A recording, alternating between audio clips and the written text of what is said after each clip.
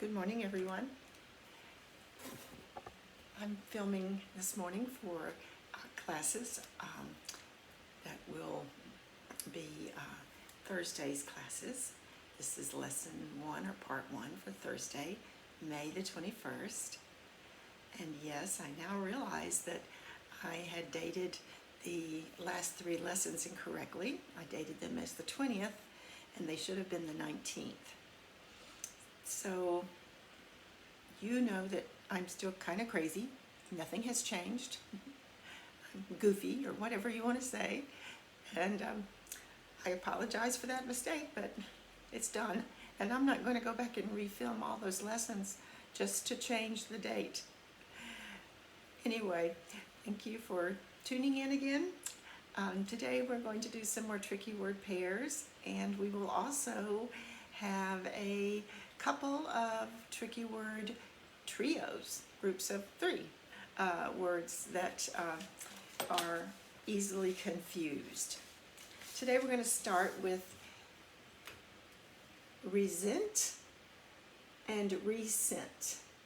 Resent and resent. When we say the word resent, we hear the S in that word sounding like a Z, resent. When we resent something, we hold on to displeasure.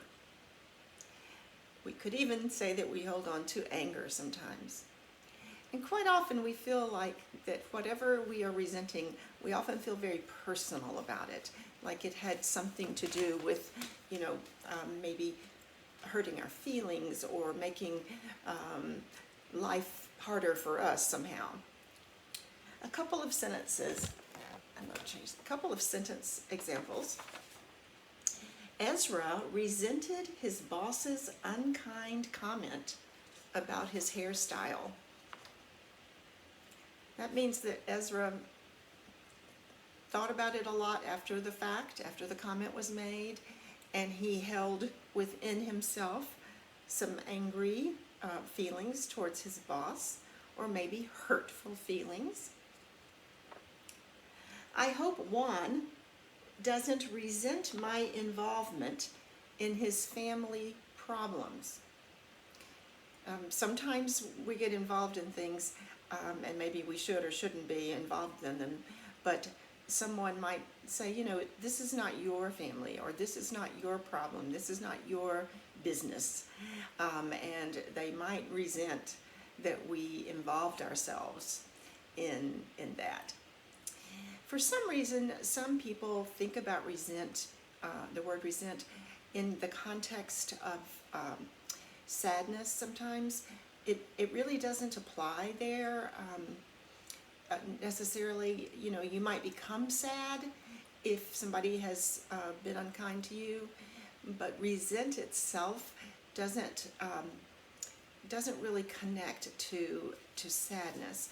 But I've heard it misused, and I'm just pointing that out. I'm not really sure why it would be confused with that. Just remember that S sound makes a Z in this word, and it will help you to be clear. The other form is resent, and the hyphen between re and sent is the clue there. We take almost a little breath, or a tiny pause, very tiny pause there. Resent.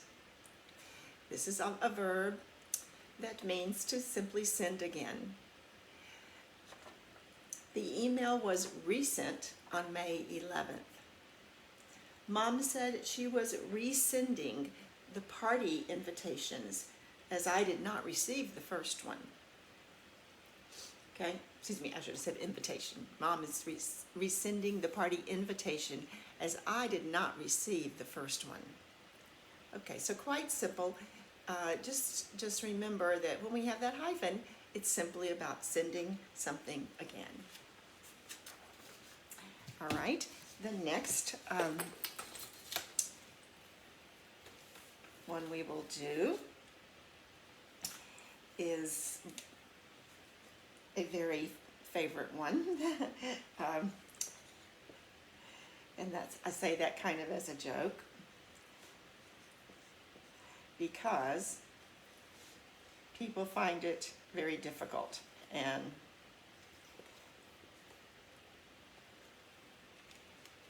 it's easy to be caught using them incorrectly. Affect and effect. Now certainly the pronunciation is different because we launch each of these words with that vowel sound. Affect. Long E here. Short A here, long E here. Effect. Okay? Let's talk about the difference in the two. Okay. Affect is a verb which means to change or impact. Impact, it means to have a real strong impression or meaning on something, okay? Affect is a verb meaning to change or impact. How will the test affect my grade in this class? Asked Marla. How will the test change my grade in this class? Or how will the test impact my grade in this class? Yesterday's tornado affected hundreds of people in our area. Yesterday's tornado impacted hundreds of people in our area. Effect, on the other hand, is a noun, and it is the result of a change. The effect of your kindness to my family will never be forgotten. All right? The change was the kindness, and that had this effect on the family that will never be forgotten. The teen wasn't aware of the effect his actions would have on others. I think about teenagers in general. They start getting their freedoms, and then sometimes they take a little bit too much freedom and perhaps do something that is harmful without meaning to be. I particularly think of this with driving, or drinking and driving or something like that. He wasn't aware of how much his actions, of the effect of his actions, how they would affect these other people. Okay? So we see that that's the result, whatever those actions were that this teenager did. Now, just to make it a little bit more confusing, sorry, we have the word affect again, with an A, affect again. It can be a noun. This is not heard very commonly, but you may hear it sometime. It means a certain appearance.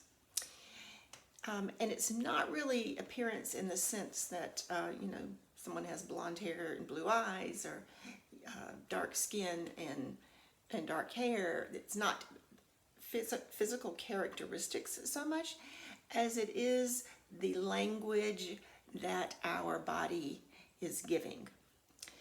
Listen to this sentence. Lately, Jen's affect has been quite sad. I am concerned about her. Lately, Jen's affect.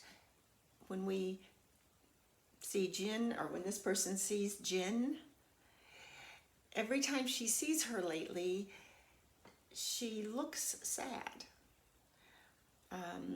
Not smiling. Maybe her head is held down. Maybe she could even look as if she'd been crying. and this person has noticed that, and this person is concerned about it. Another one, Misha's affect is usually pleasant. However, she has been grumpy since starting her new job. Okay? So you have a person who usually has this pleasant affect about them. And everybody notices that, and that's how they're used to seeing Misha. But since she started a new job, she's been grumpy. Grumpy just means in a bad mood, and it shows on her face. She's not happy. Okay, so that pleasant person is gone, and this other person is there now, and that is the affect. So it's not terribly common to hear this. Where you might hear it could be in a meeting with a boss, a meeting with a physician, maybe a counselor or something of that sort.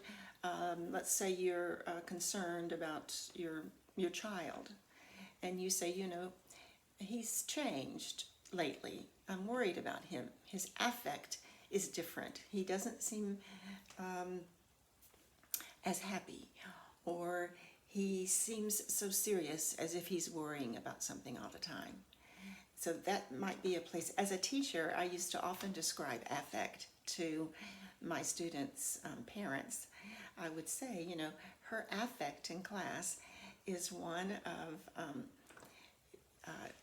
interest and cheer and, you know, joy, and a pleasure to be with.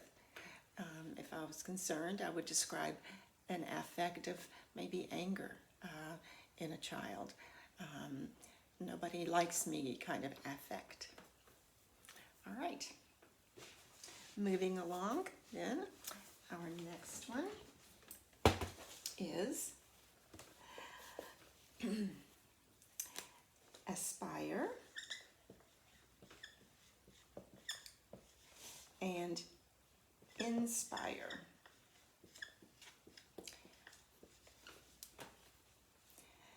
Aspire and inspire. Certainly, certainly there's a difference in pronunciation. However, it's close. And if someone is speaking in that somewhat casual way, maybe talking too fast, whatever, these words could get interchanged and misused. Aspire and inspire. Or aspire and inspire. You can say this one with which is the schwa. I think I have told you about schwa when our vowels A, E, I, O, U say the sound This is not a common vowel sound. The vowels either make a short sound, right, or a long sound. It's either a, I, or it's A, E, I, O, U. But in some words, the vowel will say and that's a schwa.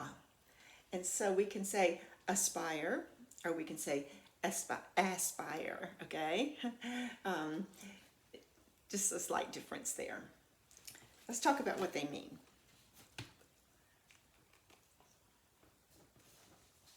To aspire to something is to dream and strive for it. Okay? What do you aspire to do after graduation? Even though Youngji aspired towards singing in musicals, her voice wasn't quite good enough. So aspire is to dream about something and to generally strive. Strive means to work hard, stick with it, to help that dream to come true. All right?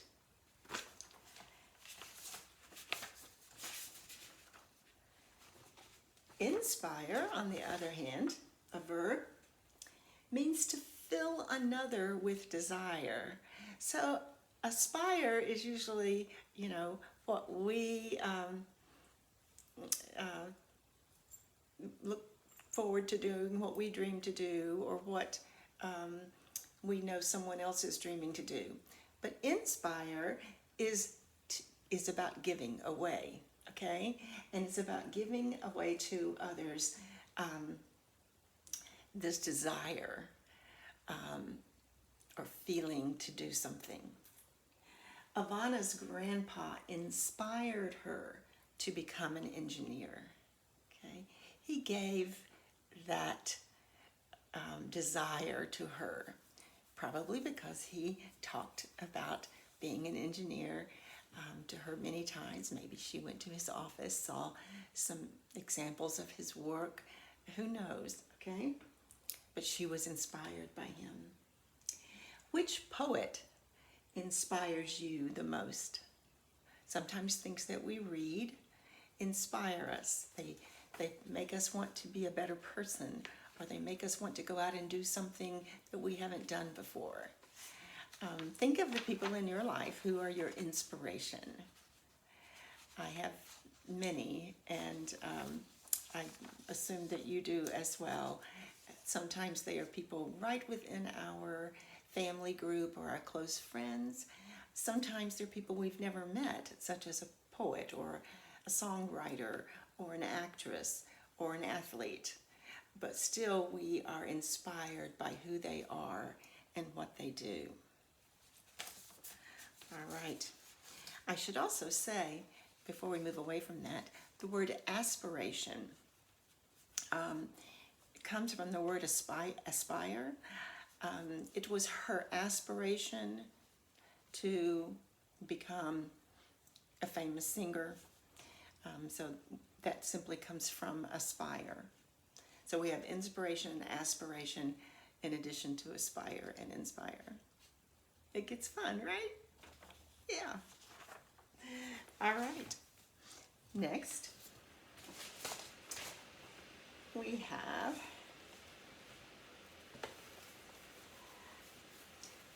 ensure,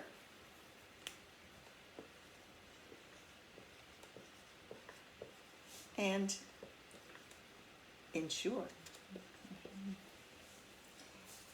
And to make it even more fun, we have assure.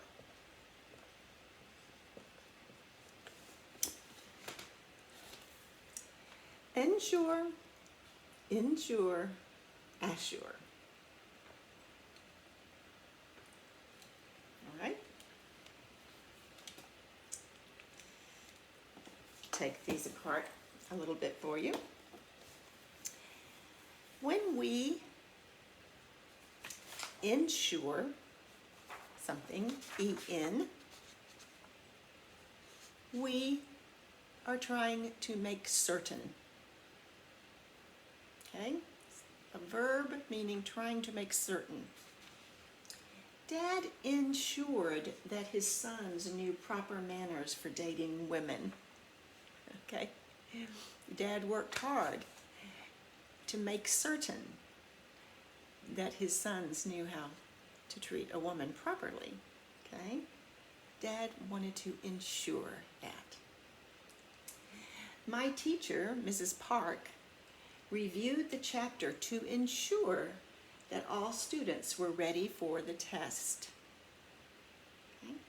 When we practice something a lot, review something a lot, it ensures that we have learned that knowledge and we feel more confident. Okay, we have made it more certain inside ourselves if we have practiced it. That's ensure with an E. You're familiar with ensure with an I. It's to provide compensation for damage or other loss. Okay, and of course we have insurance that we pay for in order to provide compensation to us, payback to us in money if we have lost something, if we have something has been damaged, or we have had a great loss, such as, you know, a house that falls down in a tornado or something of that sort. We also have insurance for the loss of health, even if it's a small loss or a great loss. Nevertheless, we've had maybe just loss of, you know, of some days of feeling well because we were sick. So insurance covers that.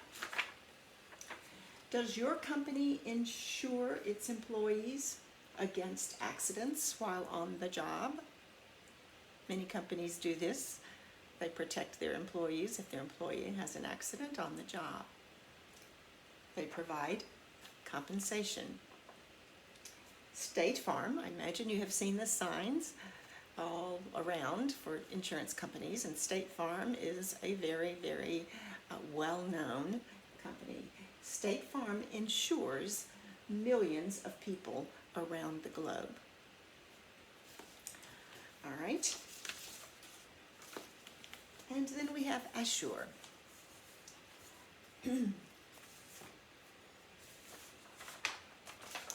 Assure is to promise. Jafari assured us that we would find the hike quite amazing. He was correct. Please assure me that you will require your friends to wear seat belts. Right? A promise. Be assured. Okay? Now, there is the word assurance that comes from assure. Not insurance, assurance, okay? Assurance is the act of assuring someone. So the assurance that she gave me about my decision helped me feel so confident, okay? Sometimes people give us assurance by, you know, supporting and helping to promise us that they're going to stick with us through something. They're going to support and help us in a situation. So we feel assured by what they say and how they stick behind us. Think about a time when you've maybe been a little bit insecure about a decision, and you speak with a friend or a relative or someone you look up to, and they are very encouraging to you. They say, oh, this seems like a good decision for you. This seems like something that you will really benefit from and grow. And so they have provided assurance. Right, I see that I've gone way over time, so I'm going to pause and pick back up in a second.